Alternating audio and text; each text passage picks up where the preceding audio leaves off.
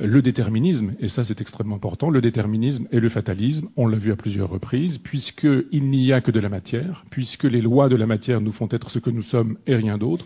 Nous n'avons pas le choix, nous ne choisissons rien, ce que nous sommes, nous ne l'avons pas choisi, nous sommes choisis par une espèce de destin, le destin n'est pas le mot qui convient, mais le fonctionnement de la nature est ainsi fait que des plantes naissent, s'épanouissent et disparaissent, c'est la même chose pour des êtres.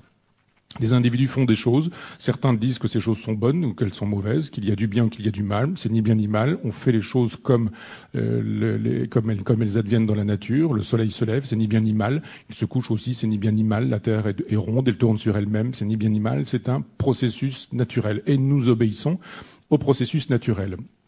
Et peut-être Sade est-il celui qui va le plus loin dans les conséquences de ce déterminisme et de ce fatalisme. J'ai eu l'occasion de vous dire qu'il y avait une espèce de contradiction, une aporie, une impasse, enfin quelque chose qui cloche quand on dit d'une part que tout est nécessité, et on avait déjà vu ça avec Spinoza, d'une part que tout est nécessité et que d'autre part on a la possibilité d'échapper à la nécessité.